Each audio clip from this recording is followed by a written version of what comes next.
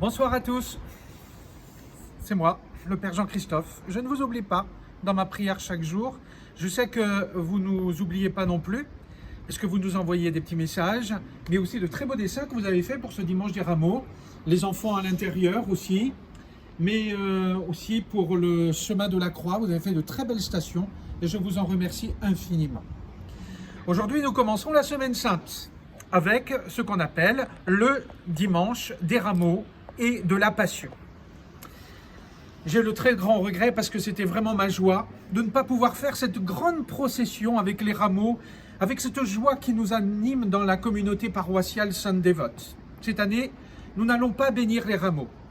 Monseigneur l'archevêque de Monaco, Monseigneur Dominique-Marie David, nous invite à bénir les rameaux après le confinement, lors d'une célébration où nous pourrons rendre grâce à Dieu de cette sortie du confinement.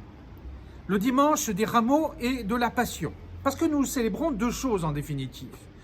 Nous célébrons d'une part l'entrée triomphale de Jésus à Jérusalem, une semaine avant Pâques, et nous méditons aussi la Passion du Christ. Et vous le savez aussi que cette année, nous lisons davantage l'Évangile selon saint Matthieu. Alors, pour pouvoir méditer un tout petit peu cette entrée triomphale de Jésus dans Jérusalem, je vous invite à prendre le chapitre 21 de l'Évangile selon saint Matthieu. Vous y découvrirez la raison pour laquelle nous prenons des palmes, nous prenons des rameaux d'olivier pour acclamer le Seigneur, qui est proclamé roi, Et là est ma première question. Dans ce chapitre 21, où on raconte cette entrée triomphale, il y a une ou deux phrases qui correspondent à une prière très importante de la messe, de chaque messe, qu'on chante en français, qu'on chante en latin ou dans d'autres langues. Ça, c'est ma première question. Quelle est la phrase que l'on chante ou que l'on dit à chaque messe et qui se trouve dans cet épisode? Pour parler de la passion, pourquoi le mot passion du reste? Le mot passion a deux sens. Il y a la passion, j'ai la passion du foot, j'ai la passion de la musique, j'ai la passion d'Internet. Enfin, ça, c'est pas moi du tout. Et ça, c'est un premier sens. Et puis, il y a un autre sens du mot passion qui vient du verbe pâtir, c'est-à-dire souffrir. Et c'est dans ce sens-là qu'on parle de la passion de Jésus-Christ. Ce que Jésus a souffert. Mais à la rigueur, on pourrait peut-être même prendre le premier sens, parce que Jésus a beaucoup de passion pour chacun d'entre nous. Il nous aime passionnément. Jésus souffre. Voilà pourquoi nous sommes invités à méditer, particulièrement cette année, en ce dimanche des Rameaux et de la Passion, l'Évangile selon saint Matthieu. Et là, vous pouvez aller voir le chapitre 26 et 27. Chapitre 26 et 27 de l'Évangile selon saint Matthieu. Dans l'Évangile selon saint Matthieu, comme dans les autres évangiles, on nous parle de ce que Jésus a souffert dans son âme, dans ses relations, mais aussi dans son corps, tout ce qu'il a souffert pour nous. Et pourquoi il a souffert cela? Tout simplement pour être en communion avec toute l'humanité, et particulièrement cette année, l'humanité souffrante, ceux et celles qui souffrent dans leur âme, dans leur corps, et nous y pensons très très fort, particulièrement cette année. Alors là est ma deuxième question. Si vous lisez bien l'Évangile selon saint Matthieu, chapitres 26 et 27, je vous rassure, c'est pas très long, je vous invite à prendre une feuille de papier et à écrire tous les personnages qui interviennent dans cette passion.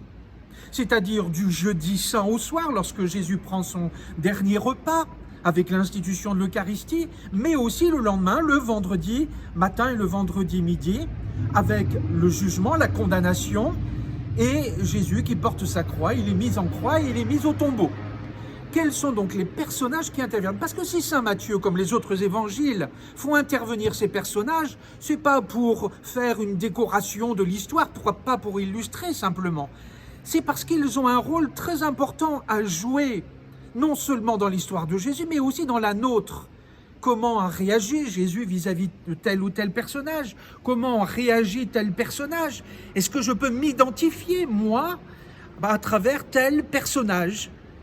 Par exemple, nous y voyons évidemment la trahison de Judas, mais aussi le reniement de Pierre. Ça, ce sera ma troisième question. Quelle est la différence? Quelle est la différence entre le péché de Judas et le péché de Pierre? Ils ont commis deux péchés très importants. Mais l'un réagit mal, l'autre bien. Comment?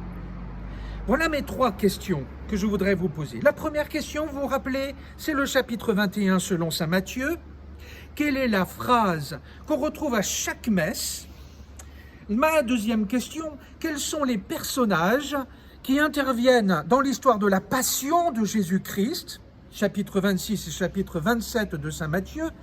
Et ma troisième question, eh bien, quelle est justement la différence entre la réaction de Judas et la réaction de Pierre? Mais comme vous savez, j'aime toujours bien avoir une question bonus, la quatrième question. Comment réagissent les soldats romains lorsqu'ils voient Jésus mourir sur la croix?